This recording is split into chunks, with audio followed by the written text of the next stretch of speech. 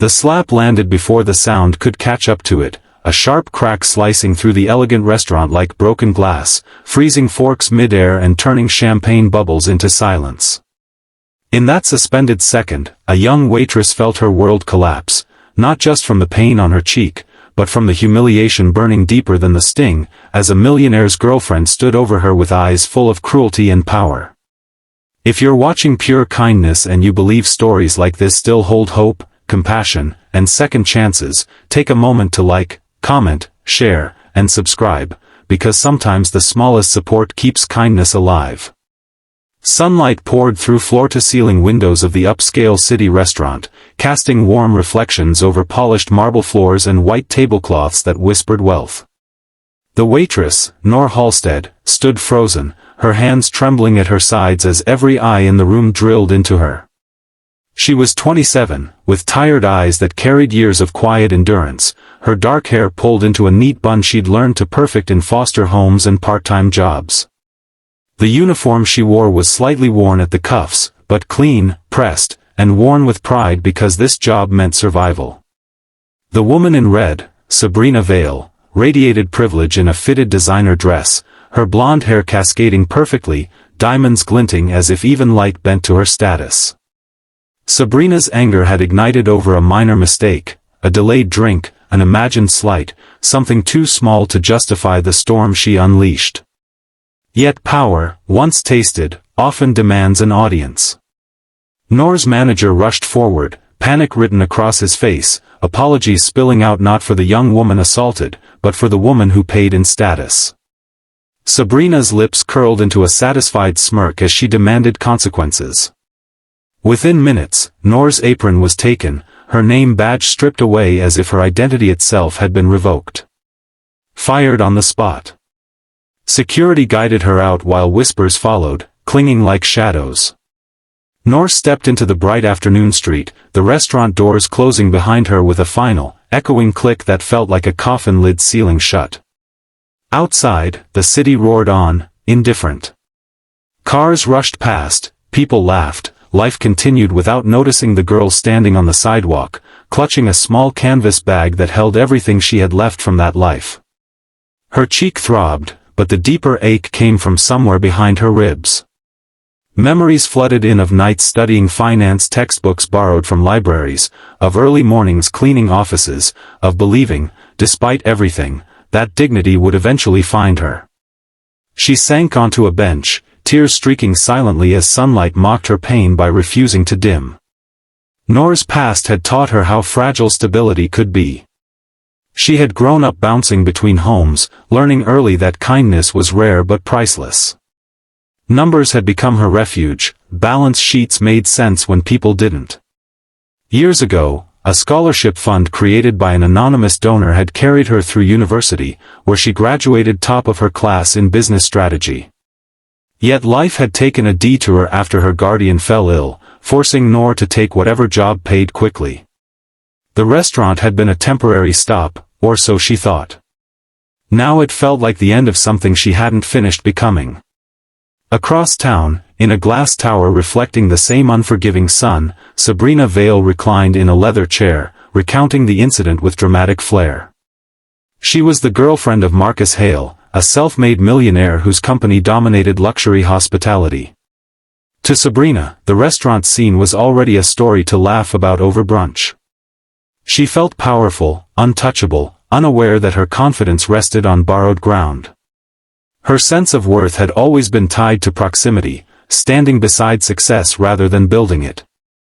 She never questioned that arrangement, never imagined the floor beneath her heels could shift. That night, Nor returned to a small apartment she shared with peeling paint and thin walls. She washed her uniform one last time, folding it carefully instead of throwing it away, as if respecting the girl she had been that morning. Sleep didn't come easily. Instead, she stared at the ceiling, replaying the moment again and again until something hardened inside her. Pain had broken her before, but it had also taught her how to stand back up. By dawn, Nor made a decision that would change everything. The next morning arrived bright and clear, the city bathed in gold. Nor dressed differently now, simple, professional, composed. She walked into a towering corporate building with steady steps, her reflection in the glass doors unfamiliar yet strong. Inside, executives hurried through marble halls, unaware that the young woman passing security had once served coffee only a day earlier. Noor rode the elevator to the top floor, her heartbeat steady, her mind focused. She wasn't there to beg or explain. She was there to claim something that had always been hers.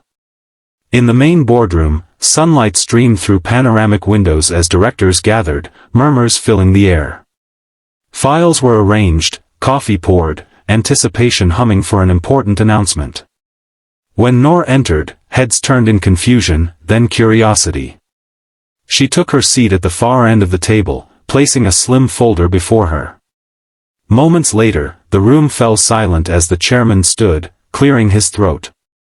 He announced a long-awaited reveal, the anonymous investor whose funding had saved the company during a critical expansion phase, the shareholder who now held decisive control. Noor rose. Shock rippled across the room like electricity. She introduced herself calmly, her voice steady, her presence undeniable. Years ago, she explained through measured narration, she had invested her scholarship earnings and later her inheritance from a guardian who believed in her brilliance.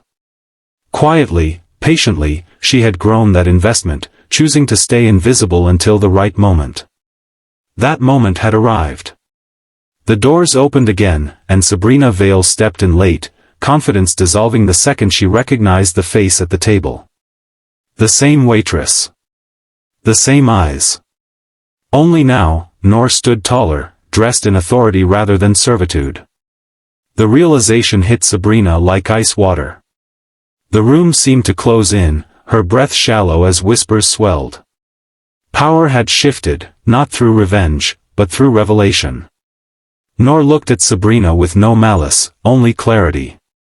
In that gaze lived the memory of pain, yes, but also resilience, discipline, and growth. She outlined immediate structural changes to the company's hospitality division, emphasizing dignity, employee protection, and zero tolerance for abuse. Each word landed with quiet force. Sabrina felt herself shrinking, her identity unraveling as she realized how thin her safety net truly was.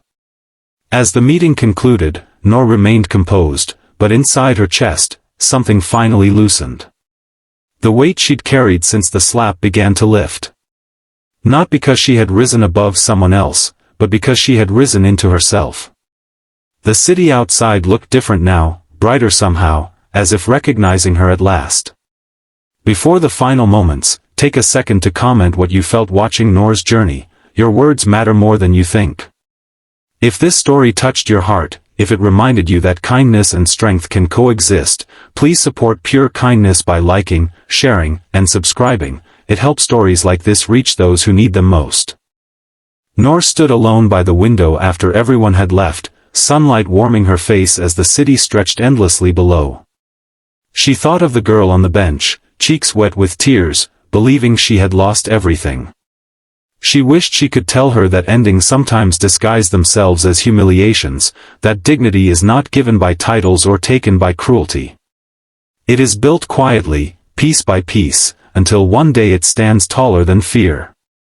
And as the light softened into afternoon, Noor smiled, not in triumph, but in peace, knowing that the world could be harsh, yes, but it still bent, eventually, toward justice for those who refused to break.